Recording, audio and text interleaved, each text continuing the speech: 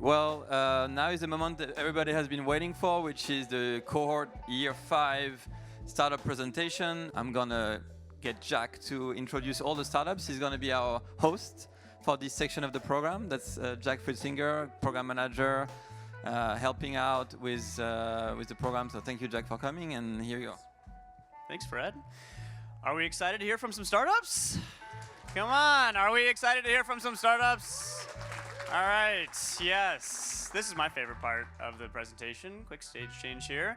Your ticket comes with the whole seat, but you're only gonna need the edge. Just buckle in and get ready for these presentations. I'm trying to take some inspiration from monster truck announcers. I think we need more of that in the climate tech space, except for the massive fuel burning monster truck part of it. All right, great. I'm Jack. I'm a program manager here at Carbon to Value. From the Carbon Leadership Council members who are here in the room, to our guests this evening in the audience, and these fearless founders, we certainly have an amazing group gathered here. And we're gathered to celebrate something special, the achievements of these 10 companies. Over the last 6 months, they have navigated complex partnership agreements, they have secured funding, they have hired team members, and they have been commercializing technologies that have world-changing potential. And it hasn't always been easy. In fact, I think they'd say the vast majority of the time it's been really, really hard. But this cohort has impressed at every turn. So you don't need to hear that from me. Without further ado, I'm excited to welcome our 5th Carbon to Value cohort to the stage for a series of rapid-fire presentations. Each of them will have 3 minutes. I know we've given them this impossible task of capturing their incredible work in only 3 minutes, but they'll each have 3 minutes to share information on their company, their journey through the Carbon to Value program, and what is coming next. This is what the future of carbon tech looks like. Please join me in giving them a round of applause.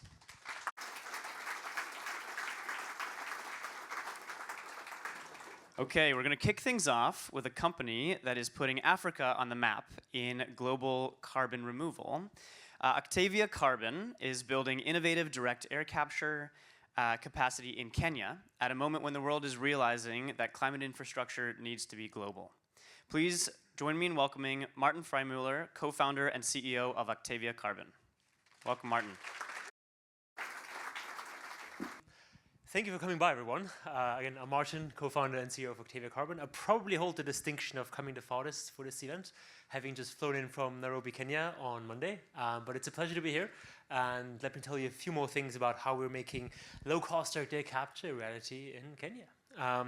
And just to sort of touch on a few sort of cornerstones of that, ultimately, we are the Global South's first direct air capture company, designing, building, and deploying direct air capture tech in Kenya. We've had this plant here in the background operating since late 2024. We've now operated that for close to 7,000 hours in the field, more recently 24/7 with 18 full-time staff members just doing that hard work in the field.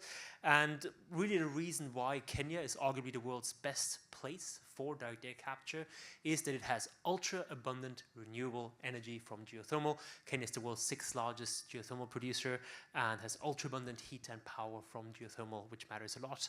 And very excitingly, very recently we became the world's 4th direct air capture company with DAC CO2 and geological storage. When our storage partner Cella started injecting our CO2 underground, which you'll hear more about just now.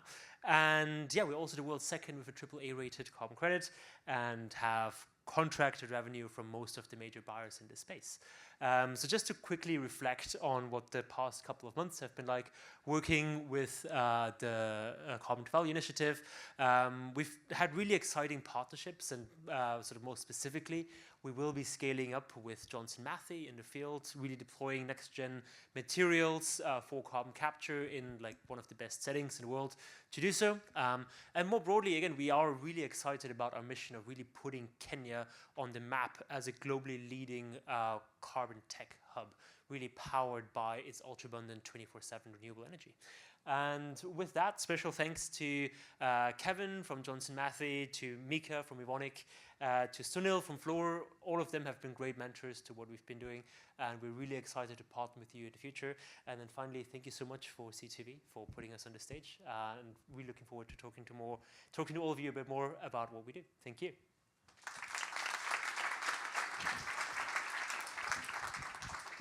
Thank you, Martin.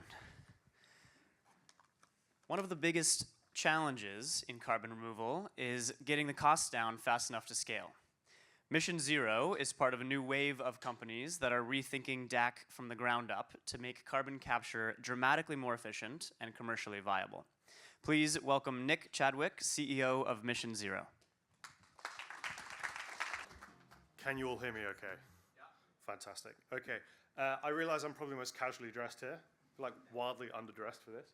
All right, so nice to meet you all. My name's Nick. I'm the CEO and co-founder of Mission Zero.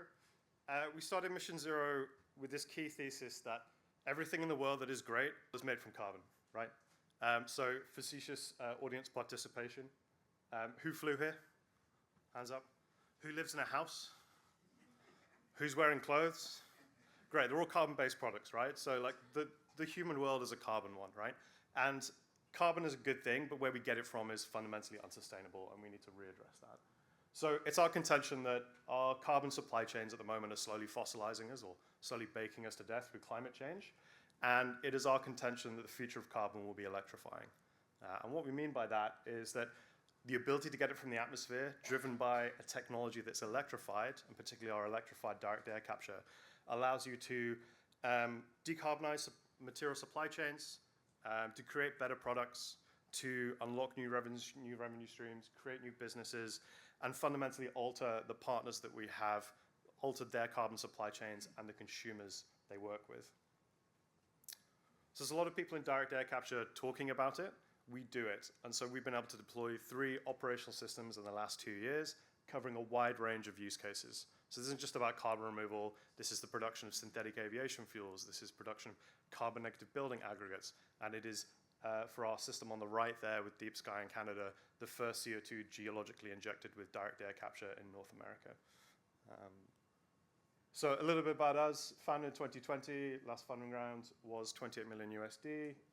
You can see our investors here. And the one thing I'll highlight is the engineer award that we recently got, which is from the UK's oldest trade publication, The Engineer, and they recognize one of our projects as the most innovative in the UK. So that's quite a nice accolade to have. The team are pretty happy with that. In my closing statements, just say thank you to our CLC members, Total and Shell. Thank you to Frank, Thomas, Jeff, whose image I didn't have, so I just put his name in a circle.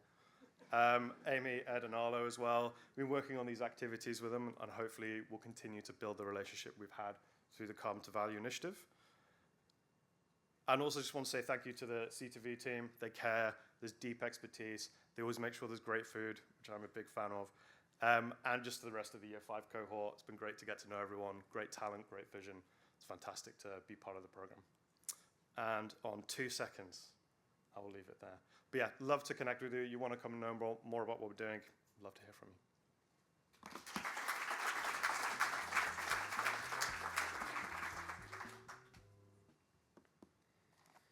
Thank you, Nick.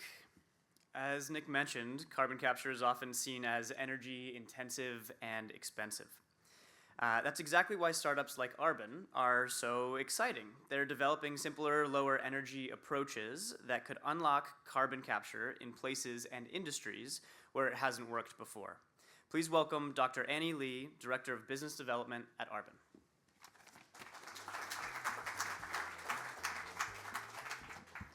Hello, everyone. I'm Annie from Arbon. We are a carbon capture startup based in New York over here. We were founded in 2023, so we're slightly younger than the other people, but we're excited about how much we have developed so far. So our mission is to create the greatest impact with the lowest cost. We have our developed humidity-swing technology that we have uniquely developed. And a little bit more about us is that we target both of the direct air capture and point source capture market with one core technology, which is humidity swing. which means that we are using just water to drive this same CO2 capture and release, which thereby reducing the energy cost dramatically. So far we have sold about 500 tons of the CO2 carbon credits to both direct air capture market, which is Frontier and Milky Wire, and also generated about $1 million in revenue so far for the past 18 months. And we're also working with Tier 1 European aluminum smelting companies for the strategic projects, and we have more coming up. Like I said, because we are humidity-swing technology, meaning that we have circumvented the energy intensity that most carbon capture technologies are suffering, heat and pressure. We have completely eliminated that through our fundamental shift in capture mechanism. So with the lower energy cost and high material durability, we are achieving this. We're trying to achieve $40 per ton of CO2 for DAC and $15 per ton of CO2 for point source capture. And throughout the C2V program, we were engaged heavily with Fluor and Shell. With Fluor, we were able to we moved from technology validation to a more concrete engineering scale-up roadmap. We explored cost reduction strategies, reactor optimizations, and multiple scalable manufacturing pathways. We are going to move on to the FEL1 design with them later on once we optimize our reactor. And also with Shell, we also talked about various areas of the partnerships that we could explore. We wanted to really clarify how Arbon would fit into this broader deployment ecosystem in this carbon capture. Some strategic dialogue was going on, and we'll be continuing with these exciting conversations with both of the Fluor and Shell for exciting ongoing partnerships. And as we move forward, there are 3 specific asks that I'm asking for. One, we're raising Series A. We're trying to focus on the deployment on the point source capture side. So if you know any investors, or if you are an investor who are excited as we are about our technology, love to hear from you. Second, we are seeking for manufacturing or engineering firm who could help us optimize these reactors. And then lastly, we are looking for connections to cement, steel, and natural gas power plant so that we can work on decarbonization pathway for these industries as well. And like Nick said, and like everybody said, I really want to say thank you for the C2V team once more about the partnerships, connections, and all the warmth that you've shown to us. Thank you.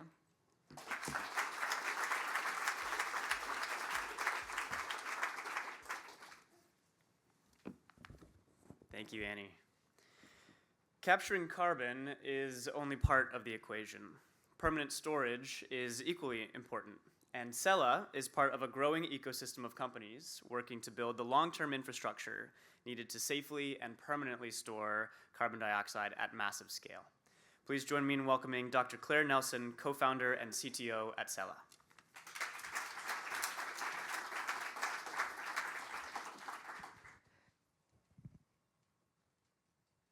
Hi, I'm Claire, and I'm a co-founder and CTO of Cella, and we are a geologic carbon storage technology startup.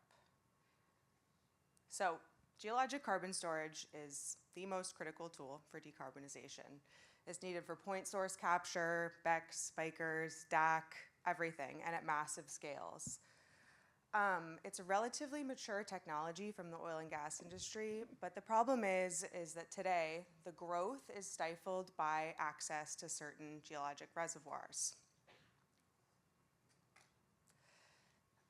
So this leaves 1 billion ton per year of stranded emissions that are too far away from conventional storage resources to make these projects economical. Our solution is to simply expand where CCS is possible by opening up an entirely new rock type that has been overlooked by the oil and gas and CCS industry. And these rocks are mafic rocks like basalt. So these rocks not only can solve the stranded emissions problem by eliminating the need to transport CO2, but they're also reactive, and CO2 is stored in mineral form, which lowers project liability and long-term monitoring cost. So most of what's needed to operationalize CCS projects already exists from the oil and gas industry. But these types of rocks are different, and there are certain barriers to entry. So what we're developing at Cella are the toolkit that would enable CCS operators and oil and gas companies to easily port over into these new geologies, starting with AI-powered tools that de-risk and accelerate project development, as well as injection and monitoring tools that optimize projects and lower cost. So our role as the critical technology partner is reflected in our business model, where we work with projects owned and operated by others and earn development fees as we help projects progress, as well as a royalty that's per ton based on the back end. We have went out in the field and successfully built our own project to validate our approach, and also to simply prove that the techniques that oil and gas use for EOR, for example, can easily port over into these new rocks with our technology that unlocks it. So just about 2 months ago, we did the first injection of supercritical CO2 into basalt. We're the first company ever, CO2 captured by our partners Octavia. And through this, the past 4 years, we've also contracted over $3 million in commercial revenue and joined world-leading accelerators like C2V. So through C2V, we've worked really closely with Fluor and Total Energies that sit in various stages along the project development lifespan. We've learned a lot about how we can work with operators and execution partners to effectively deploy our technology. And we're building a global project pipeline. So if you're an emitter or an execution partner, operator in the room, I'd love to talk to you. And finally, our team comprises world-leading experts, mostly from the oil and gas industry. And just wanted to say thank you to C2V. This has been really great, and thank you.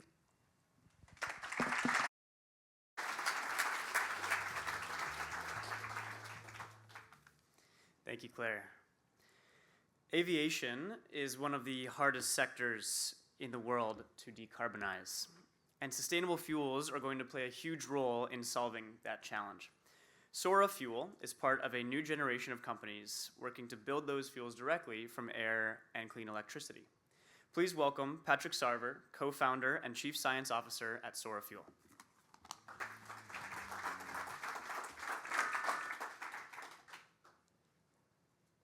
Excellent. Well, thank you so much, Jack. I'm really excited for the chance to speak to you all on behalf of the Sora Fuel team. I'm really excited to talk to you a little bit about what we do in our unique approach to make fuel from air. At a very high level, decarbonizing aviation fundamentally requires access to carbon-neutral fuels. Alternatives to petroleum simply lack the per mass or per volume energy density required to move a very heavy object very long distances through the air. But the current approaches to this are well above the prices that would be required to unlock this multi-trillion-dollar market. At Sora Fuel, we're addressing this problem by dramatically reducing the cost of CO2 from direct air capture from well in excess of $500 per ton today down by more than an order of magnitude. Furthermore, we're able to co-generate hydrogen in our process, removing a major supply chain risk, as well as helping us to address the more difficult to reduce costs of transportation and storage. And furthermore, by basing our technology around truly ubiquitous feedstocks, we're able to site ourselves in places that have the lowest levelized cost of energy, driving down the dominant operating cost for any electrochemical process. Our process fundamentally operates by cutting the most energy-intensive step out of direct air capture, the regeneration of a purified, pressurized, gaseous stream of CO2 that you could feed into your traditional thermochemical reactor or a gas-phase CO2 electrolyzer. Instead, we have developed a process that is able to directly take captured carbon, convert that into a precursor for already ASTM-approved aviation fuels, while regenerating the sorbent that can be sent back to the carbon capture column, enabling us to develop a process with a straightforward pathway to parity with a higher end of fossil Jet A. Over exactly as of today, 2 years since we initiated research as a company, we've been able to scale from a 4 centimeter squared prototype operating under somewhat overly favorable conditions to a commercial scale electrolyzer that we've been able to directly integrate with direct air capture in a true benchtop prototype of our complete process. Furthermore, we were recently able to demonstrate that we can truly take this process out of the lab, running a 5-cell stack in the true operating conditions, along with conducting the direct air capture step. And recently we've closed a $14 million round with the straightforward goal of building out a 1 barrel per day demonstration of this entire process. Through the C2V program, we've had an incredible opportunity to interact with not only a great set of corporates, which I'll go into in a minute, but also the phenomenal people who run the program and a really great group of startups who I've enjoyed the opportunity to learn from through these last few months. Working with Johnson Matthey, we were able to specifically look at alternative, better materials for our process than we certainly had access to before, as well as considering alternative pathways for the downstream steps. Working with Gore, we were able to access substantially better materials for filtration steps, as well as just having a lot of very fun conversations with Christine. So with that, I would like to thank the phenomenal team that's done the work that has made this possible, our current investors for all the support that has gotten us here, and everyone who's part of the C2V ecosystem for putting on such an incredible event. Thank you so much.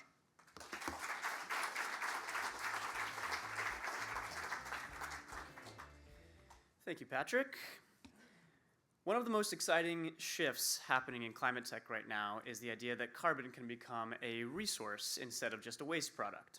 Rushnu is helping push that transition forward by rethinking how industrial chemicals are made and supplied. Please welcome Greg DeCossola, Chief Operating Officer at Rushnu. Thank you, everybody. I also feel like I need to thank Brian and Pro for kind of teeing this up. I think this is going to sound like they wrote it, so we'll see how it goes. And I'm using Carbon Plus from now on. So Rushnu thought about how do we change the chemical industry? How do we create chemicals that are needed every day more cleanly, more reliably, and also for a cheaper price? And we thought about a lot of different areas to work in, and the one we settled on was chlorine at first, because there's a lot of chemicals out there that are chlorinated chemicals that are used in industry. Critical minerals, semiconductor production, wastewater treatment in the form of bleach, steel, as well as PVC. So chlorine's found everywhere. And currently, the majority of the chlorine that's used in North America is made in Asia and brought over here. Any of the chlorine that is made here is made in just a few places and then has to be sent, trucked or transported around the country. So Rushnu's platform and technology we came up with creates chlorine compounds that can be deployed at the site. So we can target the technology to create the chlorinated compound that they need to use while capturing the CO2 from that site. The CO2 gets locked into precipitated calcium carbonate, which is another valuable product, as well as making the chlorinated compounds that can be used right at the site. So we are more distributed. We have a lower capex for our plants, and we can provide those chemicals right at the source, so they don't need to be trucked around, or you don't have the supply chain reliability issues that we see today. So our scale-up journey right now is we've piloted this at a field site in California. We've already got a chemical supply agreement that we are going to deploy our first demonstration plant that's revenue generating. And then we will go into the commercial plant at another site that we've already worked out a host agreement with. And again, we're looking at many different industries that we can deploy at around North America and the world. So currently, we've got some non-dilutive funding coming in that's going to keep us going and get this first plant that I mentioned underway. Then in the fall, we will be looking at raising our seed round. So if anybody wants to chat about that, happy to chat about what's coming up in the fall for us. And then I just also want to thank C2V, like everyone else has. This industry that we're talking about, this Carbon Plus industry, is not going to happen without industry involvement. I think the fireside chat talked about that, but until we have industry involvement, this is really never going to get off the ground. So thank you to C2V for being innovative and coming out and bringing industry partners to the startups.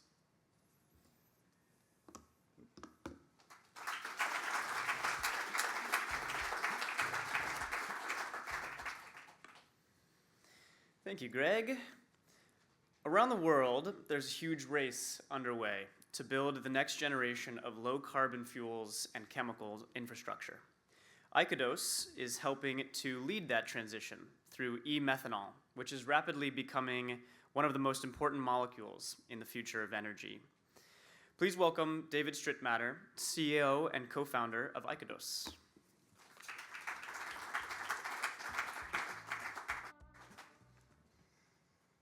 Hello, hello. I'm David. Thank you for this nice introduction, and I'm pleased to introduce you to my company and the accomplishments we made thanks to our advisors and the C2V initiative. We are in the business of turning emissions into value at global scale. And how we do that, you already saw that. We do point source carbon capture, gas cleaning, all the way through methanol. What is methanol? It's not ethanol, so you cannot drink it, otherwise you get blind. Don't drink it. It is a base chemical, so you find it pretty much everywhere. Plastics, adhesives, glues, IKEA, for example, if you have some furniture, it's everywhere. But with our technology, depending on the application, you also have other nice value streams, for example, renewable natural gas. Wastewater treatment plants love the oxygen that we produce. But essentially, we are in the business of producing that molecule, but our right to play in this massive market is that we have a differentiated technology. And what does that mean? It takes a bit more to explain, but in short, we have a patented process and a solvent to do that much more cost effectively. We do that the way we produce methanol very dynamic, that reduces energy procurement cost. Energy procurement, energy cost is a topic that, especially in the chemical industry, is really important, and we achieve low energy procurement cost through this dynamization of the whole plant and system. And finally, we love modules, meaning our plants are smaller, they're very flexible to install, they're more standardized, and thus project times and risks are reduced. So much in a nutshell about what we have as an offering. Now, what we've done, we've already built in the lab a small bench scale. We have also a pilot, about 8,000 hours of operation. And thanks to our partners, especially Veolia and Fluor, we already make really, really great progress in our plant S. I was asked, what is the S standing for today a few times? It's like t-shirt sizes. So we have plant S, M, and L. And plant S, our plant that will be located in Spain, is, for example, together with Veolia, a plant that we will operate. They are the operator of the wastewater treatment plant, which produces the feedstock. We use the feedstock, in this case biogas, to produce the methanol. And thanks to Fluor, we also make great progress in terms of de-risking, especially from a technology side of view. And yeah, why are we part of this initiative? We have big ambitions. We want to roll out this technology globally. We want to produce methanol globally. And the next step after plant S is M. And so the question is, anyone interested in producing methanol, helping us to build methanol plants, or bring this technology to global markets? Then let's have a chat. Thank you very much.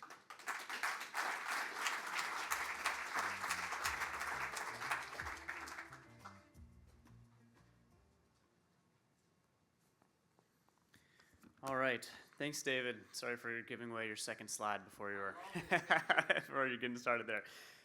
Heavy industry is filled with carbon emission streams that are difficult and very expensive to deal with, which creates huge opportunities for new approaches to carbon utilization. Turnover Labs is building technology aimed at turning those emissions into valuable products instead of liabilities. Please join me in welcoming Marissa Beatty, founder and CEO of Turnover Labs.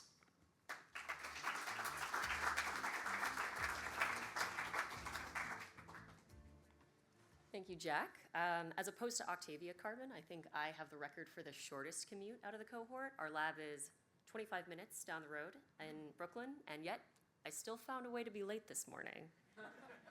So as Jack mentioned, what we're doing at Turnover Labs is we're building systems to help us give a new life for industrial emissions coming from heavy industry. We're doing this by turning them into chemical products that these facilities and these emitters are already using. We think that this is a very elegant approach to not just decarbonize hard-to-abate industries like chemical manufacturing, but to also impart operational and cost stability for these facilities, which are right now feeling pressure from the instability and rising costs in their fossil feedstock supply chains. But the dream is to turn carbon into value. We all know it. We're all sitting here today. In practice, this has been very, very difficult in industry and using industrial emissions. And that's because industrial emissions are quite complex. They're not just dilute, but they also contain a lot of secondary impurities that are fundamentally incompatible with the catalysts that make carbon upgrading possible. So in practice, carbon utilization has had to employ carbon capture, compression, transportation, and then finally upgrading as separate steps. This brings in a lot of additional energy cost, capital cost, and logistical complexity that makes these processes just uneconomical for the molecules that they're making. Our process is different. We've developed an integrated electrochemical system that can be directly fed dilute, contaminant-rich industrial flue gases and turn them into high-purity product streams like carbon monoxide, used for plastics manufacturing, methanol, and organic acids. Because we're doing this in a single step, we're able to eliminate a lot of the additional energy and capital costs, as well as reduce the process footprint so that it can install non-invasively on-site at that facility. So the last 6 months over the course of the program have been quite big for us. We've had a lot of milestones. For one, we've scaled up our tiny cells from a lab-based system into much larger cells by 25x and are now building our stack module for a number of pilots that we're engaging in for next year. We've also verified, not just with simulated flue gas emissions, but actually sampled flue gas emissions from facilities that our process has more than 1,000 hours of stability and still generates very high energy efficiency. And finally, we've navigated the really fantastic capital market and secured the first close of our seed funding, which will support these pilots in the next year. In addition to that, we've had great conversations with the partners here at C2V, kicking off material collaborations with Johnson Matthey and Evonik, which will help us scale for these pilots, as well as Evonik and Shell looking at potential pilot partners as we begin to mature our process further. So that brings us to today and this conversation that we're in right now. With 5 seconds left, I'll say that we are engaging in these pilots over the next year, but we are still engaging with customers. So if you are somebody who has a source of impure carbon or somebody who wants products on the back end, please come speak with me after. Thank you.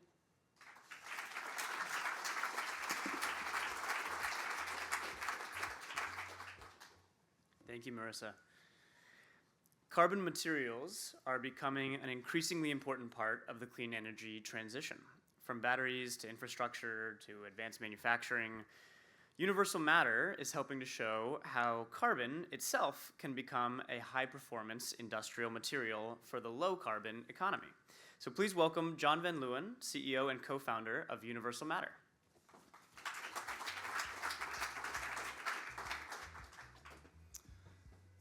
My name is John Van Leeuwen. I'm the co-founder and CEO of Universal Matter. We're based just outside of Toronto in Canada, Burlington, Ontario. So we are focused on absolutely massive markets to try and use, graphene made from carbon, amorphous carbon, to decarbonize industries like concrete, which is our core market, asphalt, which is also giant, and then we have adjacent markets that we have developed value propositions for that are also very interesting that we're exploring with partners here at C2V. How do we do this? Basically, we have licensed an invention from Rice University that allows you to use electrical power to convert amorphous carbon into crystalline carbon, namely graphene, by heating it up using the resistance of the material to make it into the graphene. The feedstocks we can use are carbon black, for example, but also carbon from recycled tires. So in the rubber industry, we take carbon from end-of-life tires, upcycle it into graphene, and put it back into new tires to make them last 40 to 50% longer. And so that's a circular economy example of our business. We can also use carbon derived from methane, and then turn it into the value-added products that I've already described for concrete, where we make admixtures that improve the strength of concrete. We've taken this all the way to real life projects. So last year we did our first building in London, England, a 3-story building, and we believe that is actually the first multi-story building that used graphene in concrete to reduce the carbon intensity by about 20%. We were then awarded the project this year, also in England, 23-story building, which is actually a technology incubator, so like Greentown Labs, except a taller version of it. That's being completed right now, and we're partnered with Wholesome in this building. There have been press releases on this, and the goal of this building was to have net zero, which our technology played a key role in achieving. Later this year, we hope to get awarded the tunnel, which is the Lower Thames Crossing. And this tunnel will be 1 million cubic meters of concrete and a similar amount of asphalt. And we're hoping to get spec'd in to produce this over the next couple of years. An area that's completely underexplored is the hyperscalers. We're getting drawn into this whole ecosystem of building these data centers. We've already completed participated in 3 different data centers. We're now being drawn into participating in a data center in Virginia. Companies like Google and Meta are aiming to build these centers with 30 to 50% lower embedded carbon, and we play a key role in achieving that. So you heard during the fireside chat from a group that they have these supplementary cementitious materials. Often when you start using those, you lose early strength. We restore that. So we play a key role in driving the embedded carbon to be lower in concrete. During our journey here with C2V, just last month, CEMEX Ventures put us on their 2026 Clean Tech Roadmap, along with about 9 other companies. We're the only ones that do what I just described to you. And so later this year, we hope to not only get CEMEX as a customer, but also as an investor to lead our Series B round. I want to thank Evonik and Caterpillar, who were our C2V advisors. We worked with them to look at the use of graphene in polymers, oil additives, rubber formulations, and coatings. And these are products that I think that have a real future as well. If you're interested in investing, just to tease your interest, we can build a plant for about $40 million and derive about $250 million of revenue with it. So as capital intensity goes in this industry, the hard tech industry, we have a very good low capex approach to building these plants. And so later this year, we are aiming to raise our Series B. We did Series A about 18 months ago, where we raised $16 million and brought in our first industrial partner. So this is later this year. So if you're interested in what we do, happy to talk to you over cocktails a little bit later. With me are my wife Cheryl, who works on the HR side with us, and Peter in the audience as well. So look us up, and happy to talk. Thank you.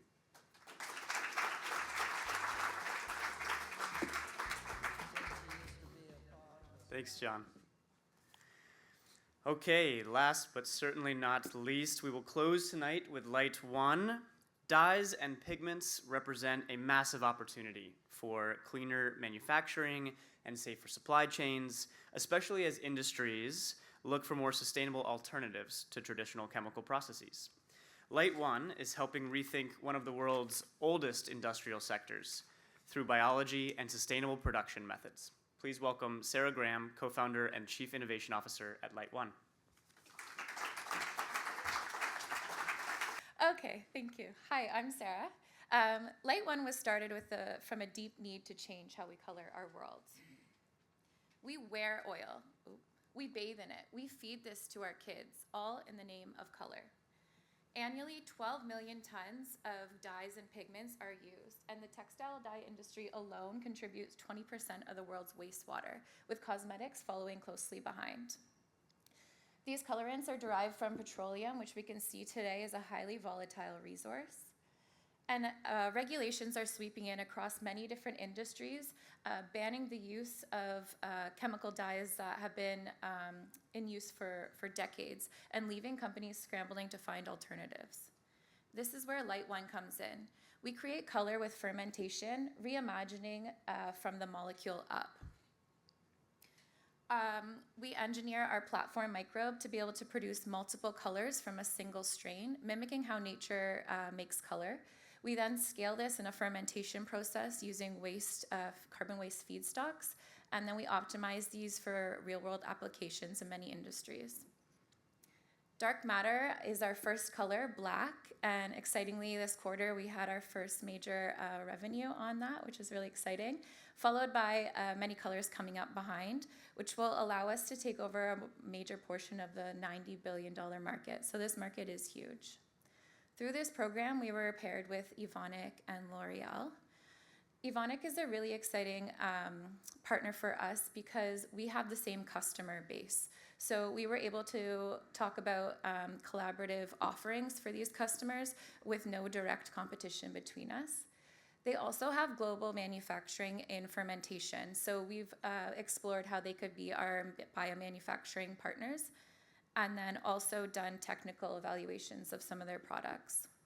Our next partner was L'Oreal, and they're a dream client for us because a lot of the products that L'Oreal makes, color is a central molecule there. They've also set really big goals around the bio-based ingredients in formulations by 2030. So we really explored how we could use our bio-based color in a lot of their application formulas. And then also looked at recycled and recyclable packaging and how we could use our recyclable colorant in their products.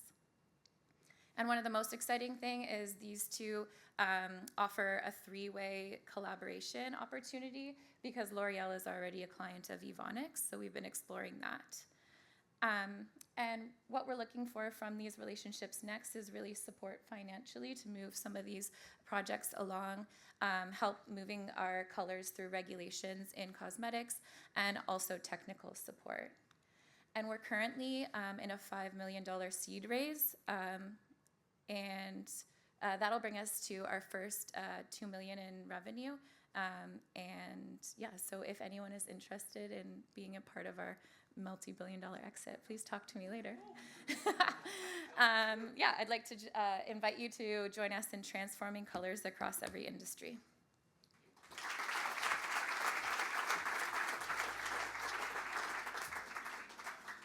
Thank you, Sarah. Can we get one last round of applause for all of our amazing founders tonight? Incredible presentations, really inspiring work. I hope you enjoyed the presentations. I hope that you learned something new. And if it sparked an idea or maybe multiple ideas for you about how you might invest or partner or become a client of one of these amazing founders, one of these amazing companies, please don't be a stranger. Go introduce yourself to them at the networking hour right following this program. They would love to hear from you.